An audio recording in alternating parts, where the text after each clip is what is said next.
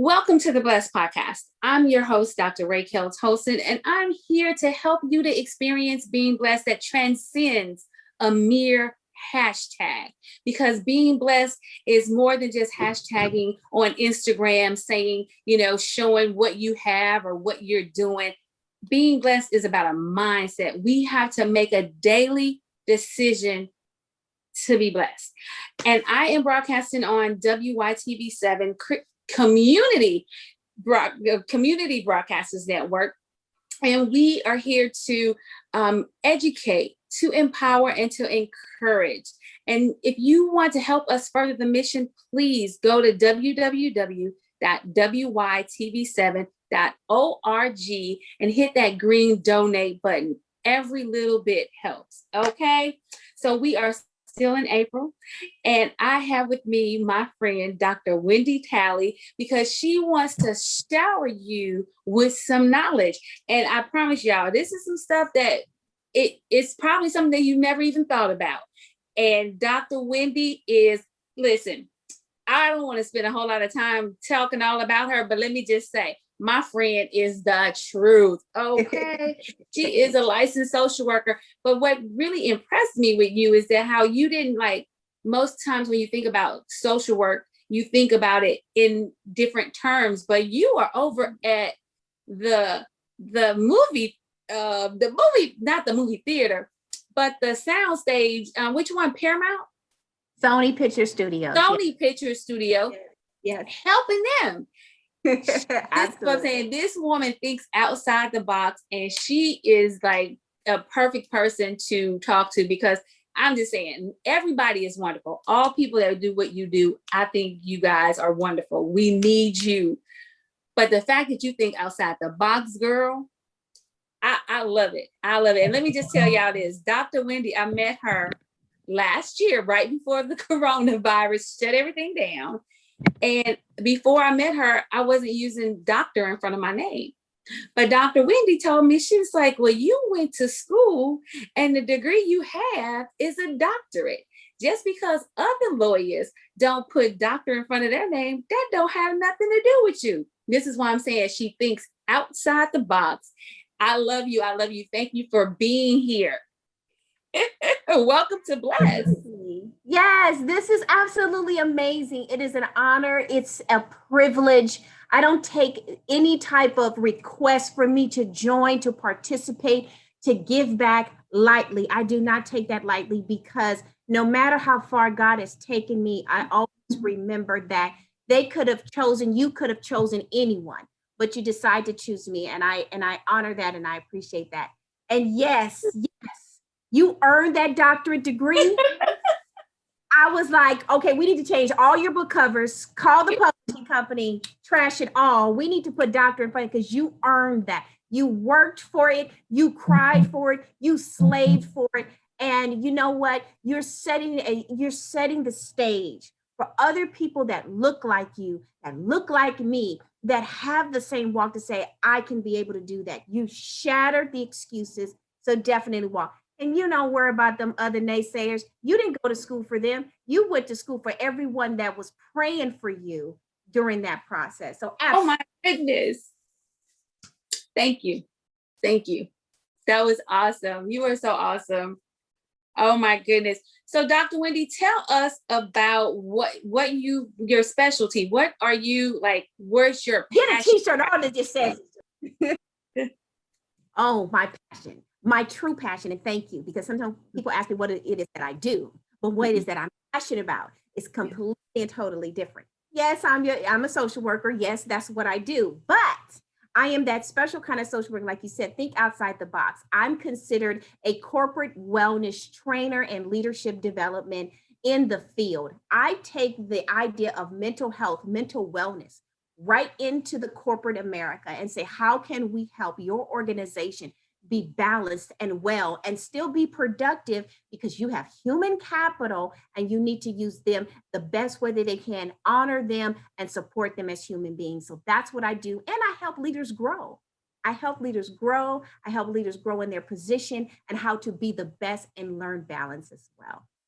That, But the fact that you living in LA and you was like, let me take this to the studios, because you know what because the reason why I even am in LA is because my son wanted to be an actor. So we are in that. And we need those people mentally stable. Yes. Because they are creating the content that's going into the eye gate of America. Absolutely. And so if they are mentally stable, then maybe we will get some stability, some mental stable stuff to partake in, So Absolutely. I definitely appreciate you for doing that.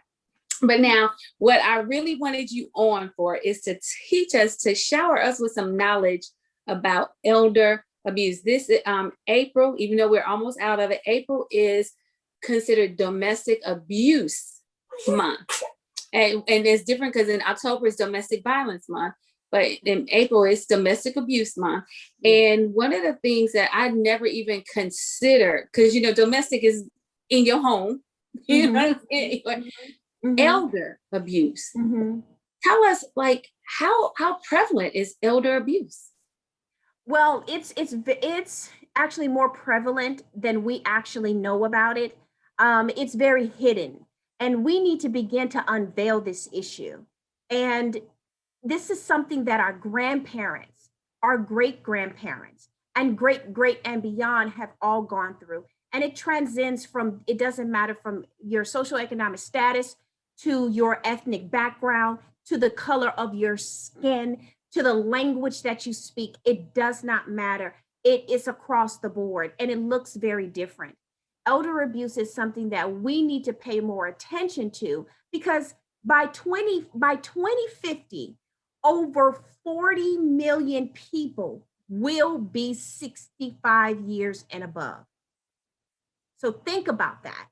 Think about when you're going to turn 65 and everyone else that's behind you, that we're all at one point, this planet will be overly populated with people over the age of 65. So what is our quality of life going to be?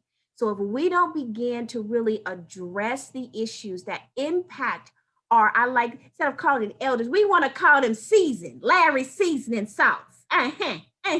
So our seasoned gorgeous, because not every, elderly is turned different. 50 is the new 30, 60 is the new 40. I mean, we're living it and fabulous, right? So yes, we continue to do that. But we got to make sure that in the home where no one can see, when the shades are closed, we want to make sure that they're still living fabulous outside of the house and inside of the house, where no one is harming them, including the ones that they love. Okay, you know what? I need to take a quick break and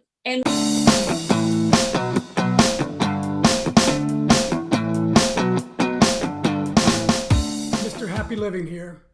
I love good things made for good people. That's why I love Happy Living's online e-course. It's an 8-week-long deep dive into you and the inspired life you want to live. The life you were put here on this earth to live. The one that you and only you can live. 8 weeks of lectures and ideas and topics and supporting materials and powerful self-improvement tools. All designed for you. All designed to help you create the tools and the power and the confidence you need to discover your purpose and to discover the life you were meant to live, and to feel incredibly inspired and motivated to decide you will live your life to its fullest. It's all designed to help you create the unique and distinct philosophy of you and your inspired life. Go to happyliving.com, select our e-course, and save $100 with promo code WYTV7. And for every enrollment, I'll donate another $100 to WYTV7. For $300 and about 30 hours, I promise you'll never, ever be the same again.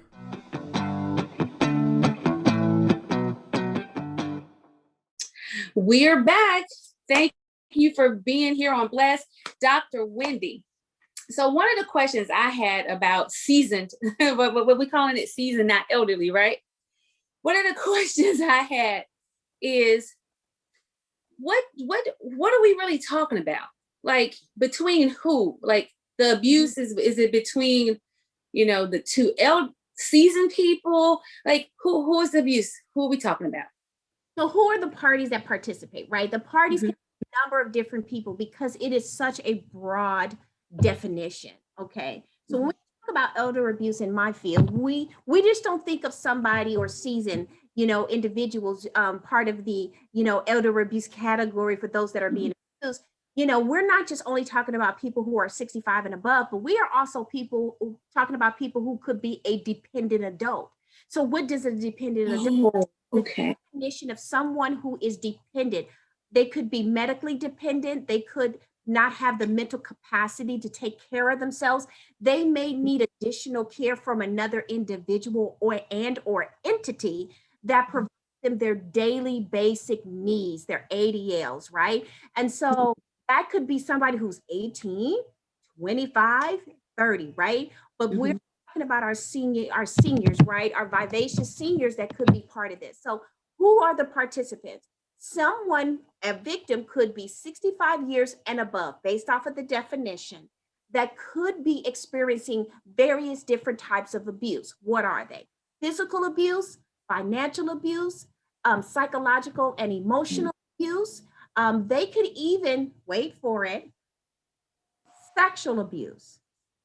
Now, let me Really? stay for a minute and let's breathe. And I'm glad you made that face because most people, the belief, the worldly belief, we call those social norms. We believe as a society, someone over the age of 65 having sex. They don't love anymore. They're not doing all that. They're too fragile. They're too old. They're past their prime. But we can look, if you're on TikTok, if you're on Instagram, if you're Right. on Facebook, these queens, okay, and some of these kings, well, listen, they doing it better than these 20-year-olds. You looking at them real different. Looking at them Look, real, I don't even want to embarrass my daddy, but my daddy is 70, and I okay, that's all I'm gonna say. God's been good. Okay. Yes. And so these people, they are still living the life. They are still happy and vivacious, and they're still young and healthy in spirit and in mind and in body. So what they're going to do, they're still going to have a healthy sex life, right? And you Right. can have a healthy sex life all the way until the Lord takes you home. Well, guess what? If you're having that type of relationship and you're still vibrant, you're going to probably still be in a relationship. You can have adult children, they leave the nest, they go have their own families, right? So you can have, so it could either be a spouse or someone that you're dating. It could be your adult child. You could be in a nursing home. Yeah. Nurses, the doctors, the janitor, right? Yeah. Okay. Yeah. Or it could actually be your outside provider. Okay. Or even if you're at home, you have a Home health. a home health aide that comes to home.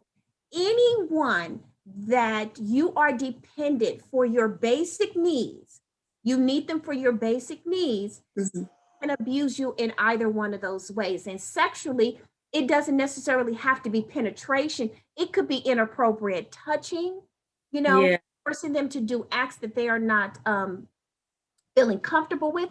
And then we also want to talk about neglect. So those are the basic things that we look at, the different types of abuse that an elderly person can experience, and those who are the participants. So, Dr. Wendy, I've been binge watching stuff, and I finally watched I Care a Lot. And that really scared me. And I think that's kind of where I wanted to talk about, because that woman the woman, she went in there and she was perfectly fine. And they were able to go to a court and say that she needed help. And they took everything from her and they put her in a nursing home. I was like, they basically, to me, they locked her up for no reason, and the courts helped it. Yes. Yes. Oh my goodness. But see, that is the belief, right? We will call that financial abuse, right? Mm-hmm. A little bit of psychological as well, because she mentally manipulated these people to believe, Mm-hmm. to trust in her to do the right thing, and she ended up using a form of manipulation of being genuine, of being caring, and I'm here for you. Mm-hmm. I can do this for you. I can, and taking everything from them, right? Those things are very scary because we want to do the right thing for our loved ones, right? And a lot of Mm-hmm. times our loved ones want to still be able to do it on their own. How many Right. out there that's listening can talk about their grandparents or even their parents that said, I still want to do this. You don't have to help me. I still got it. But Yeah. you see that they're making mistakes along the way, and it's very scary, especially with their finances. So those things, unfortunately, are very real, and it does happen. And what hurts the most is when a loved one, a family member does it to you, Yeah. especially your own child. Oh my gosh, I just thought of something just popped in my head. A friend of mine was saying how a grandchild had got a hold to, I guess, a checkbook or whatever, and was taking money from the grandmother without her even knowing. Yeah. And a bill, she had her bills on automatic pay or whatever, and a bill didn't get paid. And she was like, well, my check went in at the beginning of the month. It should be money there. And the girl was spending money. And she didn't take all of it, but she was, she spent enough, and it was without consent. Exactly. And it kept her grandmother from being able to pay one of her bills. Yes, absolutely. And you said the most important phrase, without consent. The two most important words that really determines this type of identification when we as mental health clinicians and medical professionals, when we are in front of people, when we're caring for them, have to screen for. We have to determine, was this person competent enough to know what they were doing and or saying, or what was done to them? Did they have a full understanding of what was happening to them, and did they consent with this process? And if they didn't consent, they have done the other participant, alleged perpetrator, has done this against their consent, without consent. And that is the determining factor for us to be able to say, okay, something's not right here. Also, too, we can suspect it. If we believe, based on the evidence, it may not have been said, but we look at putting pieces together. Something's not right with this. We're missing money here. Bills are not being paid here. She appears to be confused. Money is going in, but there's these small increments that are coming out that's unnoticeable, that's causing her to not be able to pay her bills.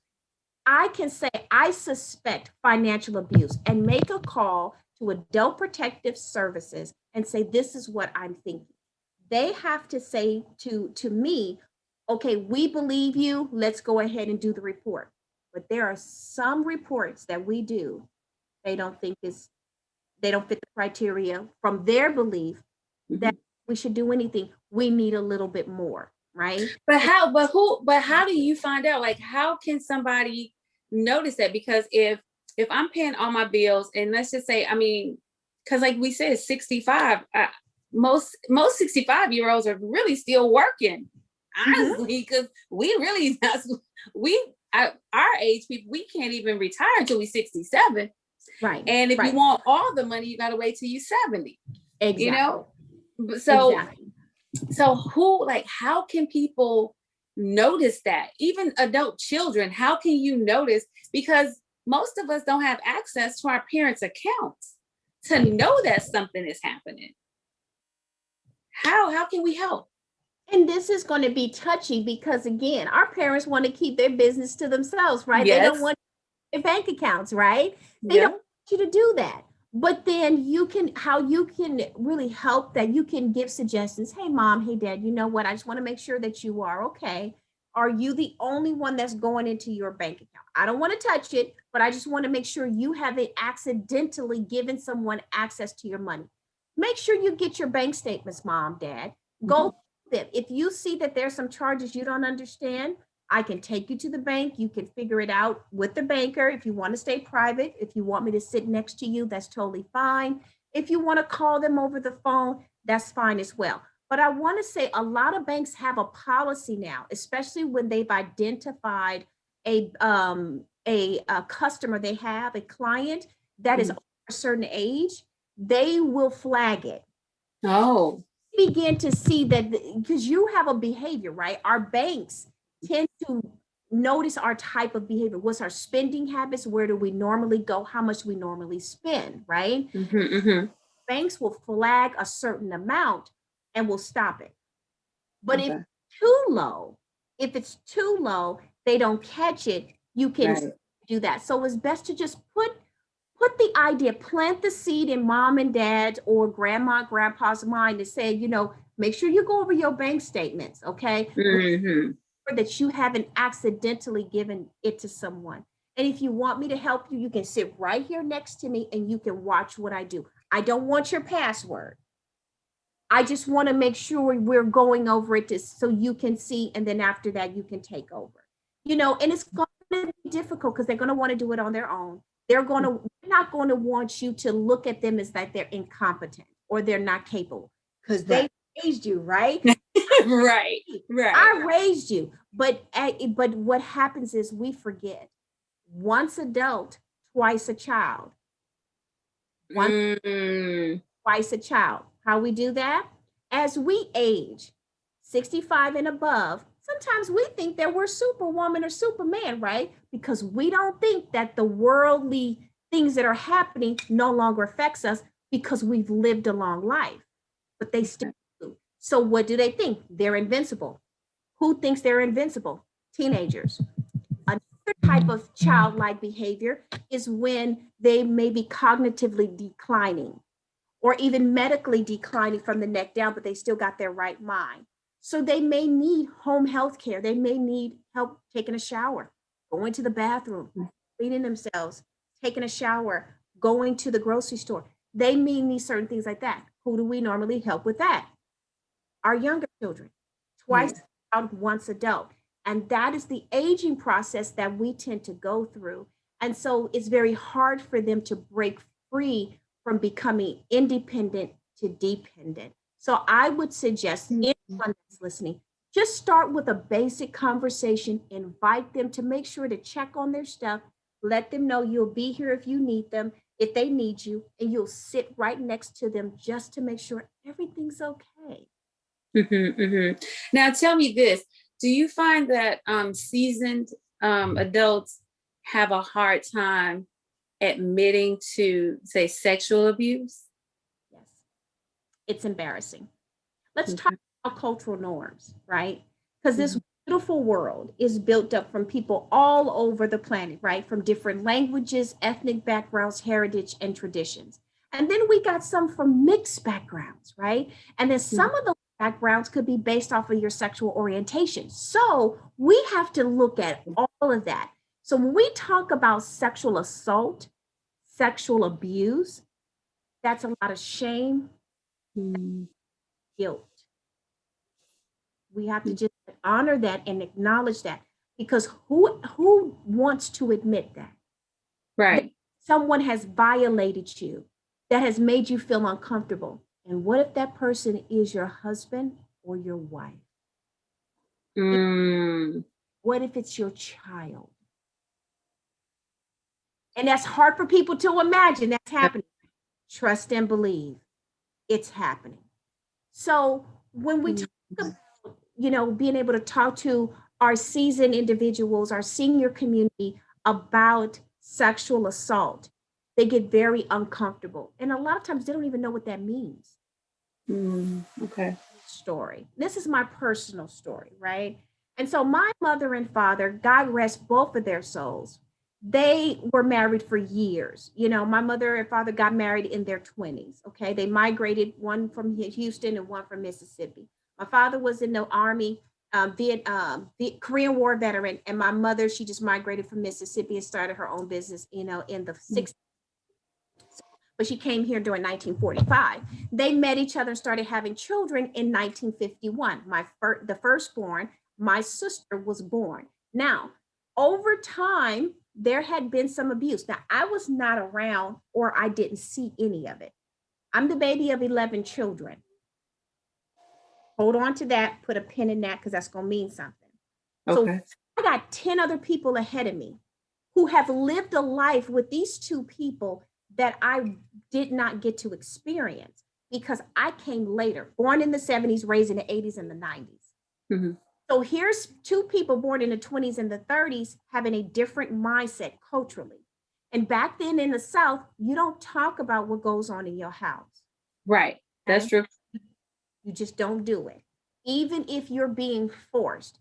Now, I don't know the full story of my mother and father, but I do know that there was intimate partner violence in the home where my father would have episodes of PTSD and my mother experienced that as a result. Mm-hmm. But what I do know is that my mom had multiple kids, some of them back to back and some of them a few years apart. 11 years later, I'm born, but they don't sleep in the same bedroom. Mm-hmm. Mm-hmm. Confused. A little confused, but okay, but that's my normal. Right. I didn't know I thought so that what married couples do. But over time, I learned that my father would have these episodes and would abuse my mom mentally, emotionally, psychologically. Where I bring up the sexual abuse is still very much of a mystery to me, but it's concerning. My conception, was it consensual? Because here I'm coming into the world, you two were already sleeping in a separate bedroom. Why? Mm-hmm. Don't know. And then all of these kids being born and then boom, stop. And then boom, you're sleeping in a separate bedroom. And then boom, there's a child. And so that really, got to me. Well, my mother ended up having dementia. Watch this. When you have dementia, the brain begins to dump, whether if they're realistic visions or not. My mother used to, during her dementia time, would make comments like, don't have that man come near me, he's going to rape me. I'm like, Mom, oh my. She would have it. I was like, where's he getting it from? It was like, I don't know. I didn't know that my brother, he's doing life in prison. He actually ended up having I guess he used PCP. He had a really bad trip and attacked my mother and was almost trying to rape her. Oh my. Stopped it. Mm-hmm. So here, elder abuse. You see it? Right. So, but that was a drug trip. So they go. You didn't say anything about it. I found this out later. No one told me about this. Okay. So I don't know a lot of things that they went through. So sexual abuse is very shameful. They feel guilty. They're afraid to talk about it. And when you're talking about seasoned individuals, it has been told to them in their families, you don't talk about what goes on into your home because you don't want people to judge you. Right. Oh my gosh, we are almost out of time, and you are like blowing my mind. You have stuff like everybody out there. I hope you guys are getting it because that's a lot of knowledge he just dropped on us. Because you told us how we can help take care of our parents, but what I also heard is how I can help take care of me. Because I'm 51, so it's 14 more years before I'm 65, and then even though I think I'm gonna still be doing whatever, but some people do prey on people, especially, if you're living alone and people see that. People are very observant of how you're living. And I never meet a stranger. And especially if they're young and I start, this is my new child. I take on children all the time. And it to me, I was like, and I don't want to be scared or apprehensive to love people who God send in my life that need love. But I do realize that I have to be very vigilant and I have to speak up. I can't be ashamed or, embarrassed if somebody is hurting me anyway. And so you have really, oh my gosh, you have definitely shared some knowledge showered us with a lot of knowledge. If people want to find you, how can they find you? Well, they definitely can find me on my website. I have a group practice. It's called the Lease Consulting Group. That's THELESE Consulting Group. And I just want to say that I am so proud that I created a screening tool called Save an Aging Life Screening Tool.